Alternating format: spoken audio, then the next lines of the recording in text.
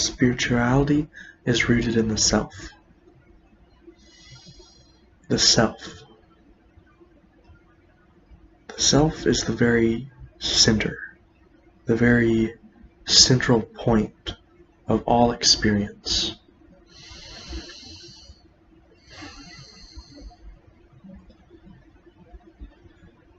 Everything in your experience is tied back to one central point, and that point is called I. Everything exists in relation to this I.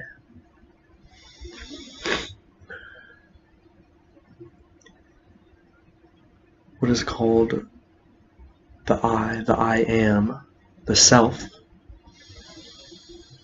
the soul, Atman,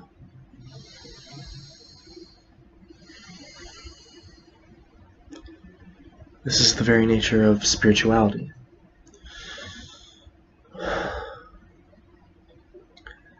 Spirituality isn't anything unnatural. It's nothing created by the mind, no striving to be created. Spirituality is the natural desire for the self to become aware of itself.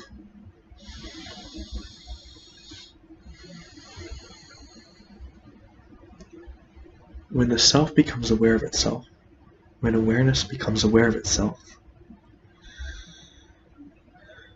this is love, because the self recognizes itself in everything. This self is the source of all the multiplistic experience that is arising. And when the self becomes aware of itself, when awareness becomes aware of itself, it recognizes itself as the source of everything, as the center of everything.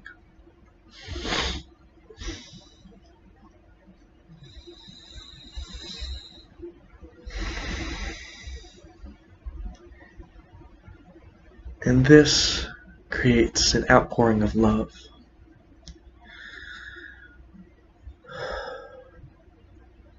When the awareness that is manifesting through my specific individuality, my mind, my body, this vessel of individuality, which is called me,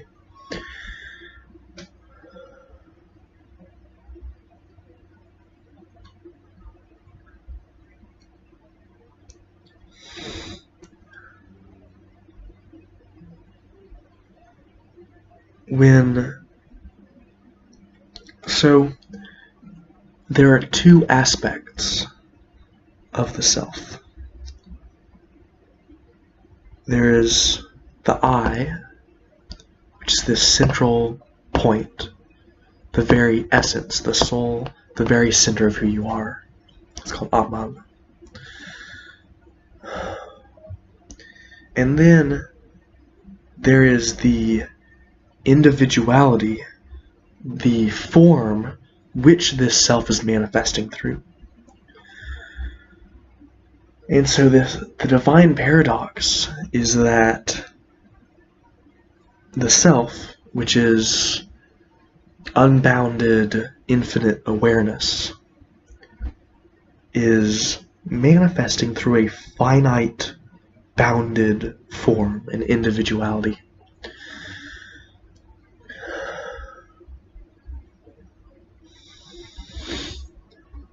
This self, this awareness, is shared between all individualities. The awareness that resides at the center of each and every human being is the exact same, exactly identical in nature. All souls are the same. They're simply pure, unadulterated awareness.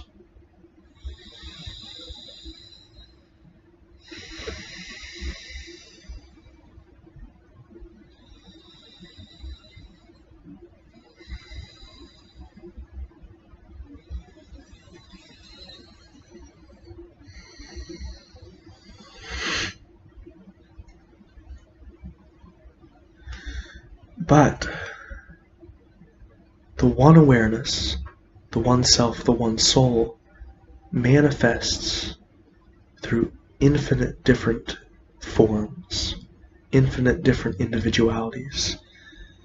And so this soul, this self, is both existing as everyone and everything, and also existing as a finite form which is exclusionary, which is separate from everything else.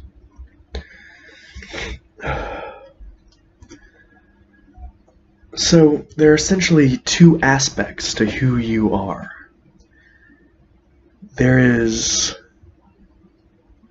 the individuality, the form that you take, and this form is the entirety of all of the individual boundaries which you place around yourself. And it is fabricated consciously by the conscious mind and also unconsciously just by the mind of nature. So this individuality, this form, this ego, through which the self manifests,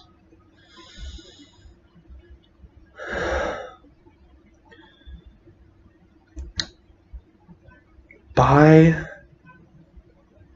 identifying with this form, living through this form, manifesting as this form, which has separate boundaries, a great deal of suffering arises. The source of all suffering is this individuality, because this individuality separates you. It separates you from everything that's outside of you. This feeling of separateness is the very source of all suffering.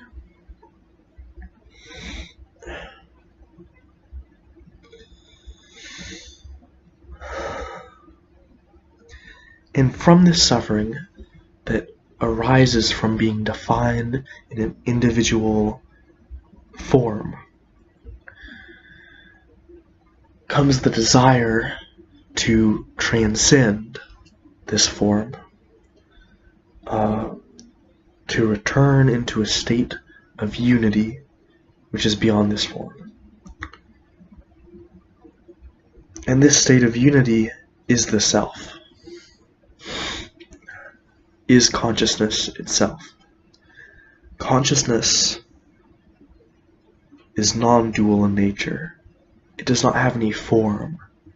It takes on the form of whatever it's put into. If you put your consciousness onto a water bottle, then it takes the form of that water bottle. Consciousness is like the light that illuminates everything, giving it form. But the form itself is not consciousness. Although all of these forms do exist,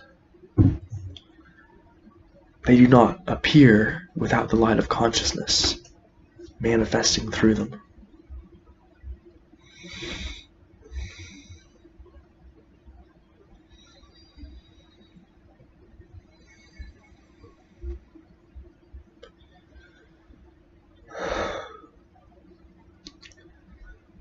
So, before you were born, and even, to some degrees, after you were born, when you were a baby, you existed in this state of unity, in this state of identification only with the self. So, the best example here is the baby that, just as it is born or when it's very young,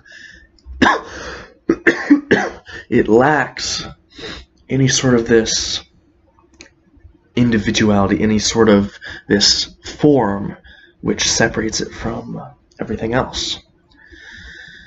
Uh,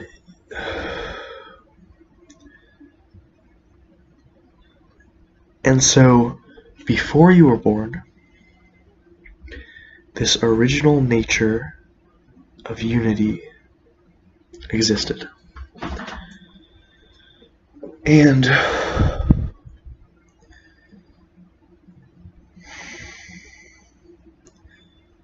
because of the genius of nature, because of the mind of God, or the intelligence, the unconscious intelligence of the universe, this undifferentiated self came to manifest through a differentiated individual form.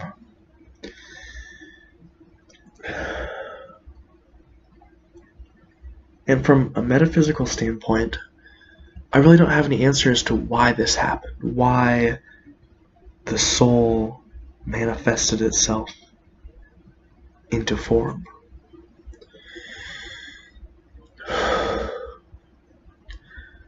But this form is necessary, even more than necessary.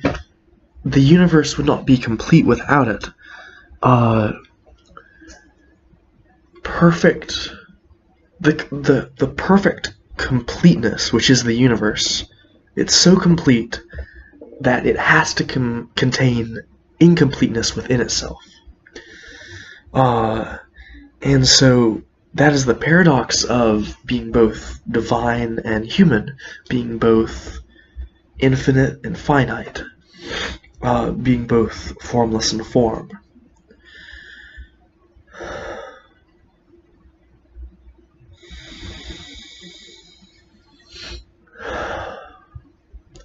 So, who were you before you were born?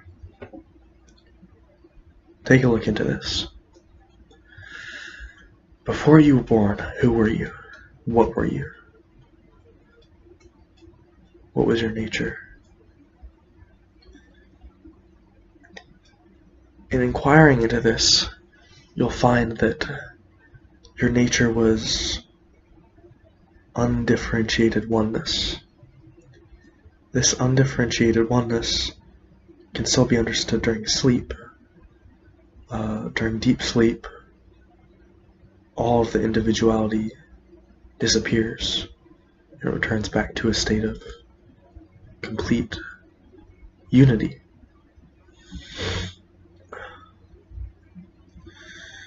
But the difference is that during sleep and before you were born,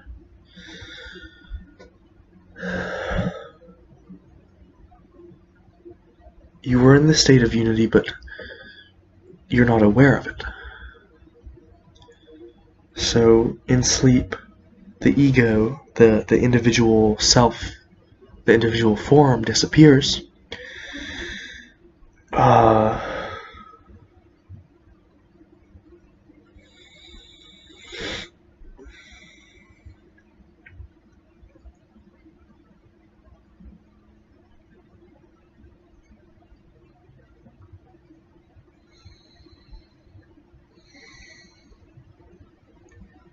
And the awareness disappears also.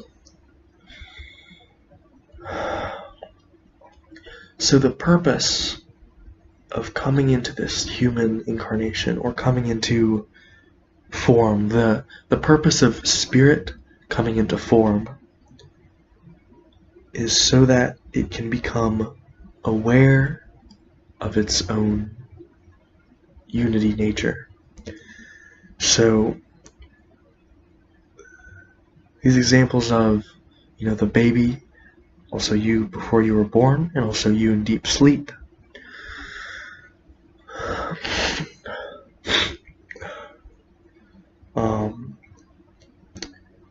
this is a state in which you return, or you are stripped of your individual nature, and you are returned into the infinite self, but you're not aware of it.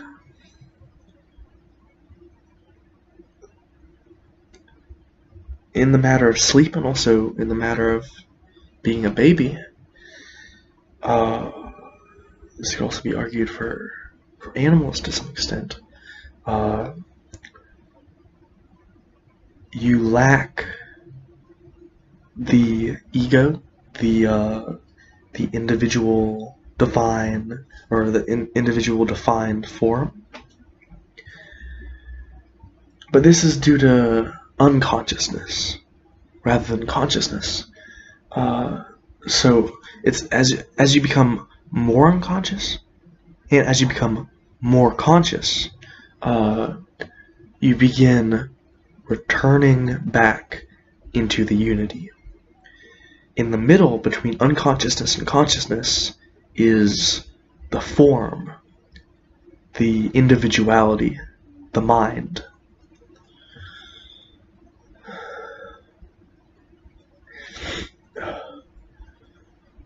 So the process, which is this human life, is first you are unconsciously in this state of unity, and then, not due to your will, but just due to the nature of the universe, you begin to acquire an individuality. You begin to acquire a form.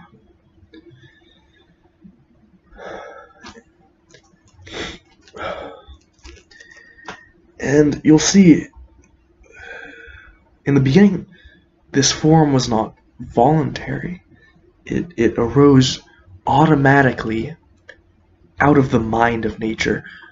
All of this evolution, the growth of forms from the more unconscious to the more conscious, the increasing complexity of life, for eons, this has arisen spontaneously from the unconscious mind of the universe. It has risen automatically and naturally just because of the nature of the universe. But there comes a point when you've become manifested into this form. So you've taken a human birth and you've acquired all these layers of ego attachments and identifications and mind creations and desires. This whole mess that we call the individuality, the ego.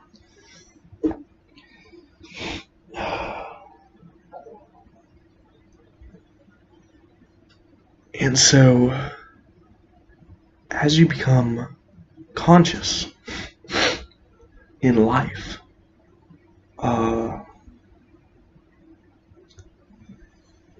you become aware of the suffering which this individuality creates, just by its very nature.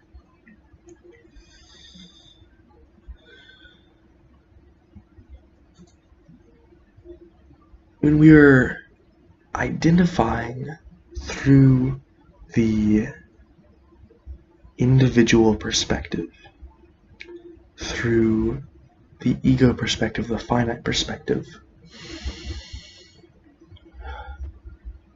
this alienates us utterly. The nature of the individuality's boundaries is separation.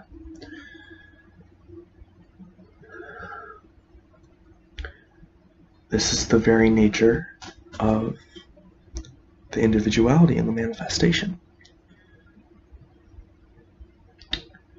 And from these boundaries between self and other, there then arises suffering, which is caused by being separate from the other. And this manifests in infinite forms. You feel separate from others because you were caught up in your projection of your own individuality in your projection and their projection of their individuality, as well as their projection of your individuality.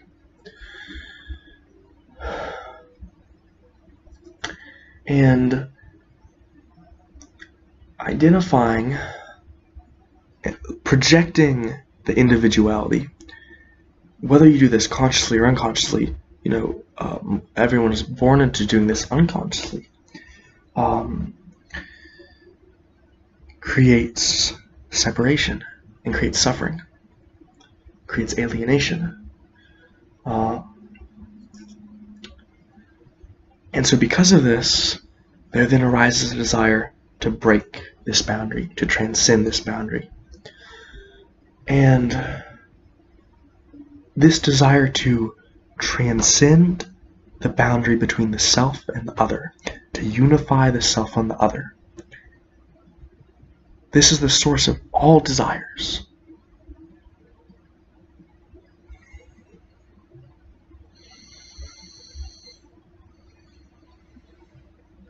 You're constantly trying to take in and assimilate with what is outside of yourself.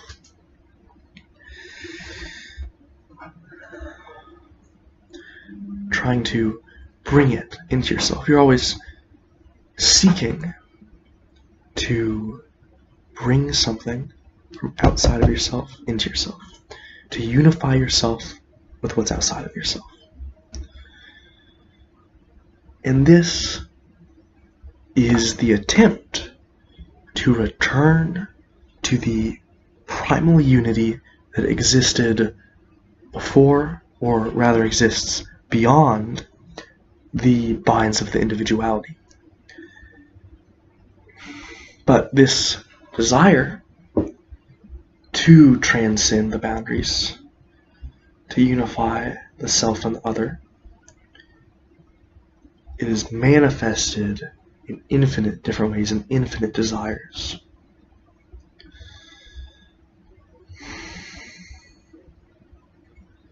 When awareness recognizes awareness, that's love. Because there's no difference between the awareness that recognizes and the awareness that's recognized. They find themselves to be in unity.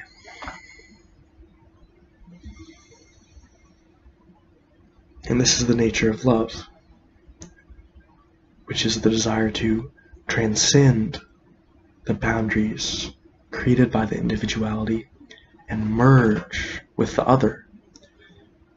This is the nature of love. It's also the nature of desire. The constant desire to merge with what's outside of yourself.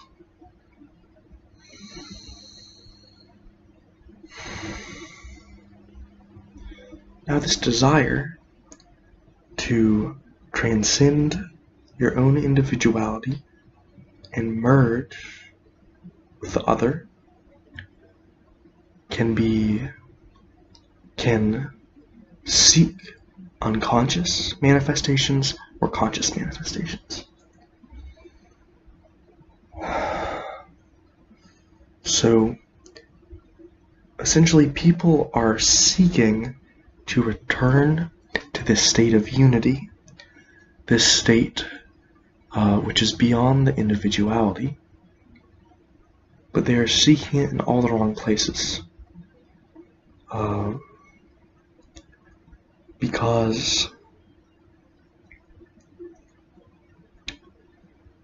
so constantly the awareness is seeking to become unified back with itself.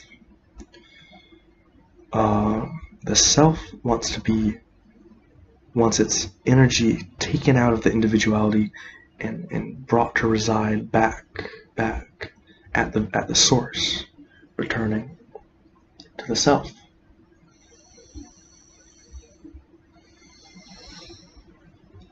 But people project this desire to merge back with the self onto infinite numbers of external forms.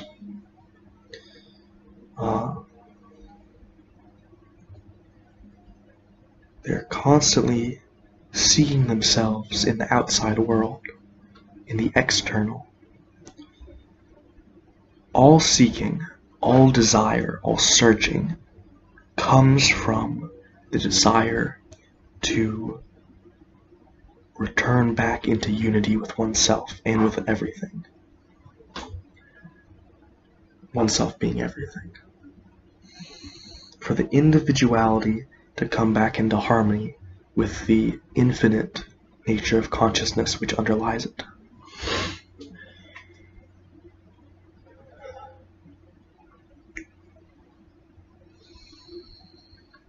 But the issue is that people are seeking this, but they don't realize that the issue lies in their own creation of their own individuality. They don't realize that the source of their seeking and the object of their seeking is actually existing within themselves. And so they're constantly projecting themselves onto the outside world in an attempt to try to merge back with themselves. And so we look for this merging, this what's called love, union, the desire for unity, the desire for love, the desire to merge with what is outside of oneself, and in doing so break the individuality, the boundaries of the individuality.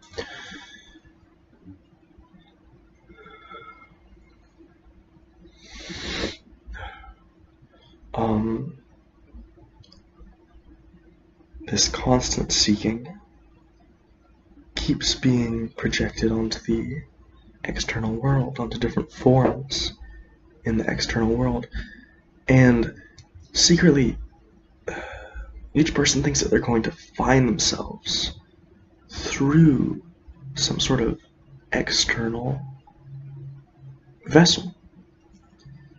They think, I'm going to find love, peace, unity through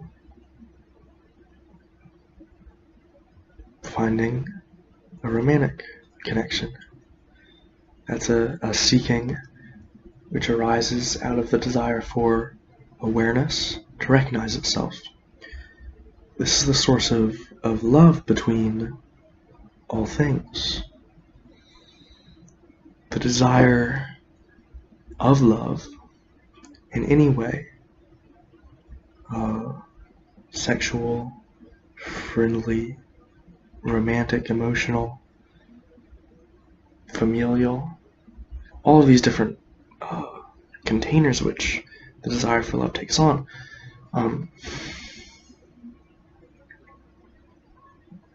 This desire for love is just the desire for the awareness of one individuality to recognize itself in another individuality. So between any two forms, any two individualities, two people, two egos, the desire for love occurs as a desire for the awareness to recognize itself in the other. And so this is what we're always seeking, to recognize our own self in the outside world.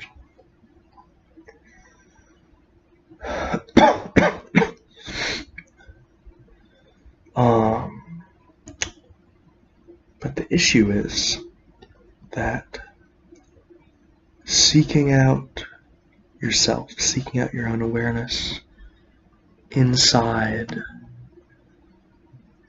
external forms will always be unfulfilling.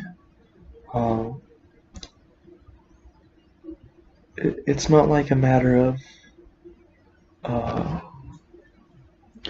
something wrong with trying to seek union through an external form, but it will never be completely satisfying until you can drop the boundaries of the individuality.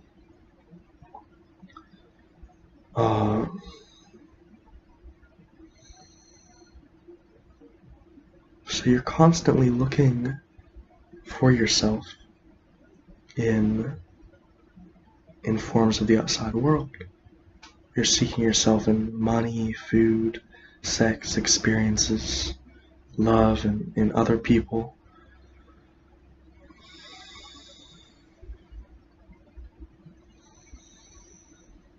But in seeking that through a form, you're actually alienating yourself from it. The inherent love, the existence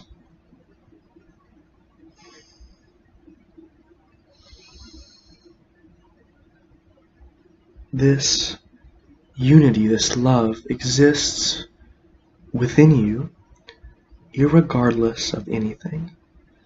It's only obscured by the individuality.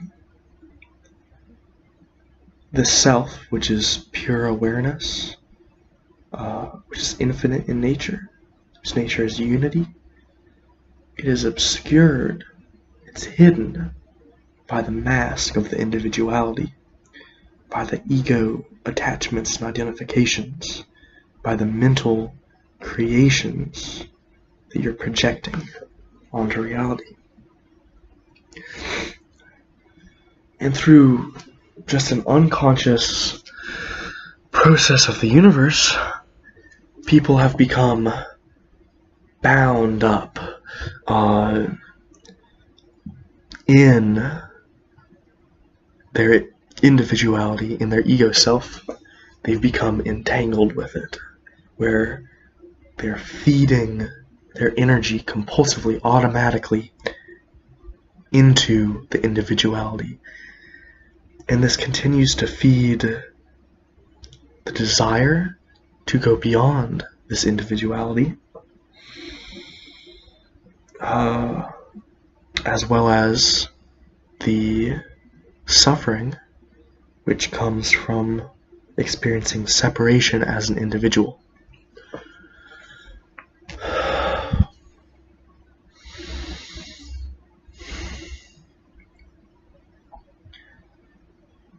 So the message is that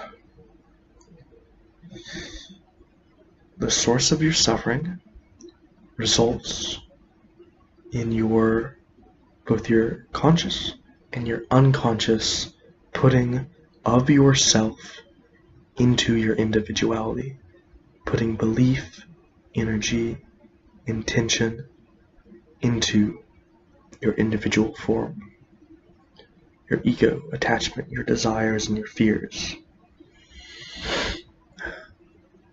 All of your conceptions of yourself as an individual which is separate from the rest of the world. And the way that you create this individuality is very, very subtle, very, very complex. And this is the whole power of the mind, is the power to create the individuality, to create boundaries.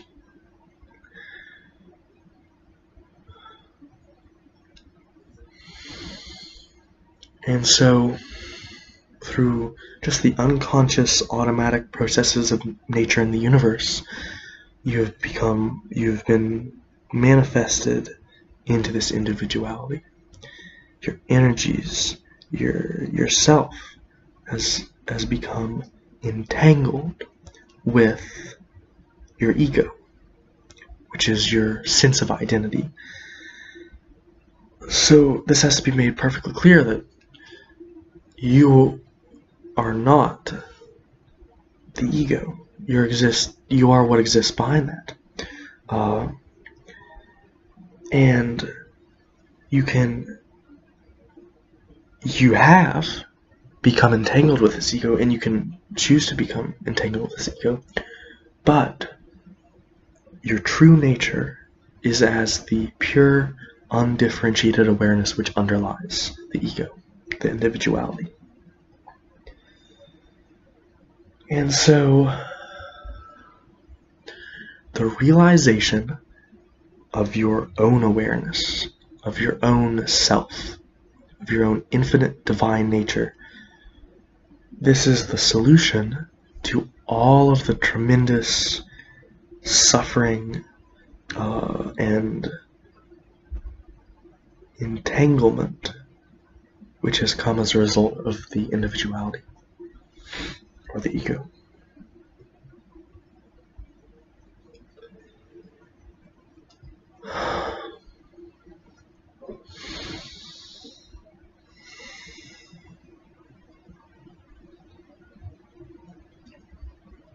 So, I guess there's two things to do. First, you must realize the futility of seeking satisfaction through the individuality. The individuality is always limited, it's always separate. It will never be able to transcend itself. It will never be able to find true love, true satisfaction, because of its very nature. The very nature of the individuality is the separation of boundaries, of barriers. And so, by its very nature, it creates dissonance, suffering. If you were putting your energies, putting yourself into the individuality, you will find yourself in a constant cycle of suffering. And so this must be realized, that living through the ego, living through this sense of identity which has been falsely constructed, is ultimately unfulfilling. And you can see that the wheel of desires is continuous. You think, if I can get this, if I can acquire this, whatever it be, money, a lover, food, then I'll be satisfied, I'll be complete, I'll be whole. But because you're seeking wholeness, completion, satisfaction, fulfillment through these individual forms, they can never be satisfied. Because the nature of the individual form is incompletion, is imperfection. The only way to know wholeness and true satisfaction and peace is through the dropping of the individuality, the conscious, willful removal of yourself and your energies, your intentions, your beliefs, your attachments from the individuality, from the ego, such that it returns back to its primal source, its primal resting place. So it can be seen like this.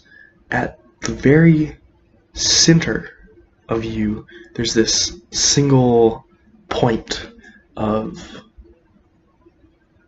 energy or being or light or consciousness. And this is the very essence of what you are. And the light from this source of consciousness, which is the self, it radiates outward. And it radiates into the individual form. And it begins to become entangled with the individual form. So your consciousness, your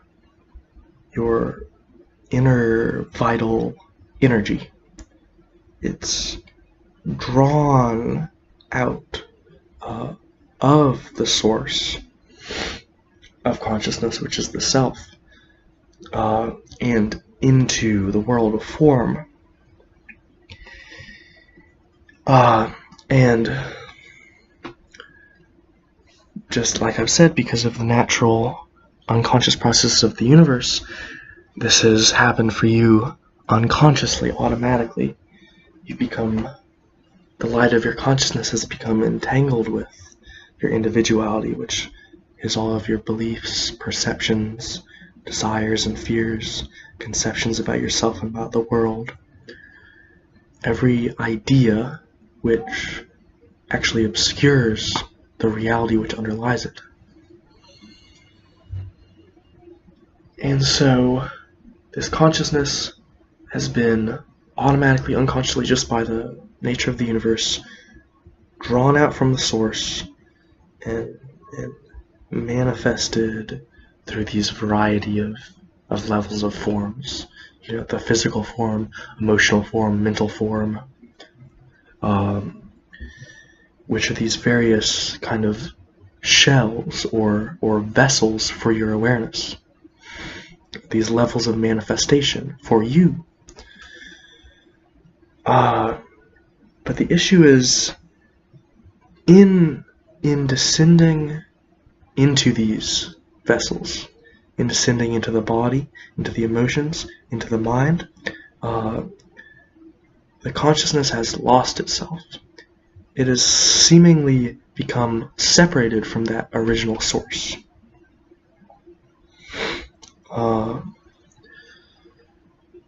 And so the work, if you've realized the suffering that arises from entangling the consciousness with the individuality, is withdrawing the consciousness back out of the various levels of manifestation which has become entangled with. Withdrawing it back, returning it back to its original source, where it can simply abide in its resting place as the center. This is a sort of death, the dissolution of the individuality, which occurs when the consciousness realizes the futility of manifesting through individual forms. It withdraws itself, it withdraws the energies back to its original source, and this is a death of the individuality.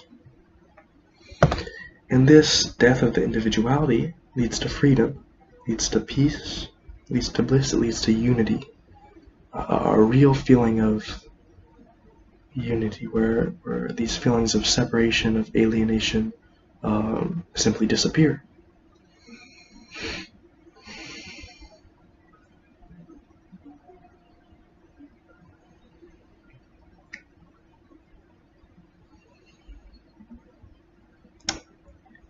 And once the consciousness has become aware of itself and has returned back to its center,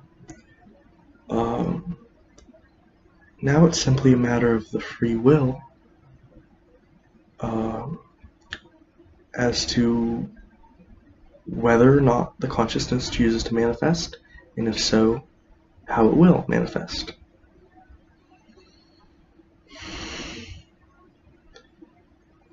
The issue has been that there has been an unconscious, automatic entanglement of the consciousness with the individuality, with these various shells or levels of manifestation of the person, the body and the mind and the emotions and all that.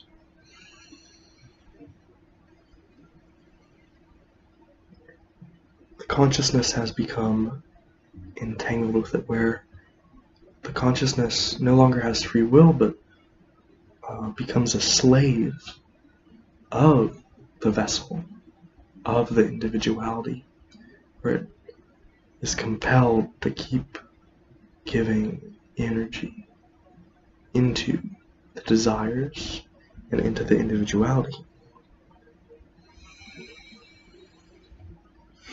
And this is slavery. This is the opposite of freedom, where the consciousness has become, in a way, trapped by the form. And so it has to return back into itself. It has to withdraw itself from the form and return back into its primal essence. Otherwise it will go through cycles upon cycles of desire and fear and suffering and separation. And this suffering and separation will just continue to arise automatically due to the nature of living through the individuality until the consciousness returns back to its source. And when the consciousness returns back to its source, there's a whole new revelation of the nature of these vessels of the individuality, where it becomes not this unconscious pulling where the consciousness keeps being forced to become entangled with its own desires and fears.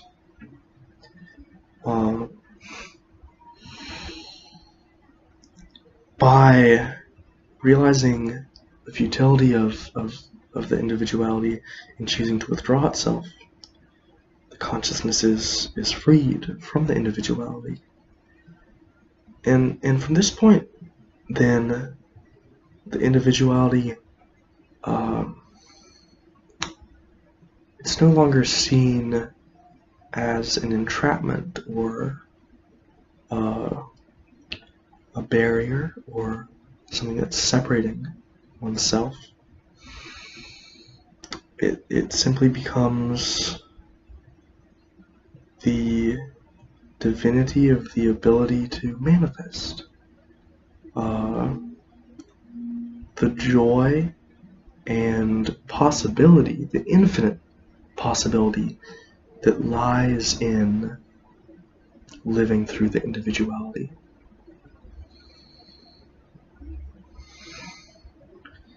And then it can truly be seen that all of these levels of form, these levels of manifestation which emanate from the self, they're not entrapments or blockages, but rather they're simply divine outpourings of the self. And then, according to the free will of the individual, one can choose to manifest into a form, an ego form, a personality, an individuality, therefore automatically taking on all of the karma of separation and dissonance, or they can choose to withdraw their awareness and simply abide as the self. But the thing is, it no longer becomes compulsory. The individuality, the ego, stops ruling over the consciousness. It said the ego or the mind makes a perfect servant but a terrible master. And so for the longest time, your ego, your individual self, has tyrannized you, has been your master, has you constantly desiring, constantly seeking outside of yourself. And these desires, which come from the individuality in its misguided attempt to transcend itself,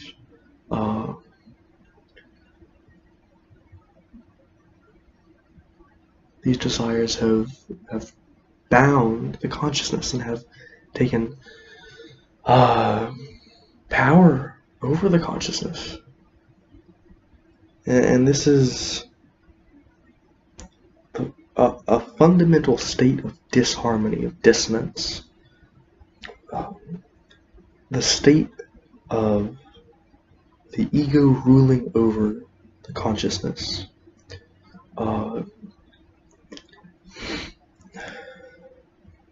Is a state of pure dissonance, of being separate. And so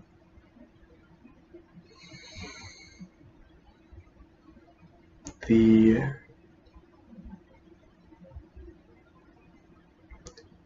desire to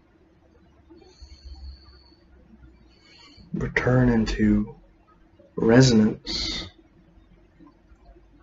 return into unity arises. And this is the desire to become extricated from the tyranny of the ego, so that the true master returns. The consciousness is the true master. It's simply pure and clear, not creating anything. Its nature is simply love and peace, and clear perception. And it's meant to be the ruler of the ego. The ego is not meant to rule it. When the ego rules the consciousness, this is suffering. This is slavery. And when the consciousness wakes up to itself and returns back into its source, this is freedom. This is freedom.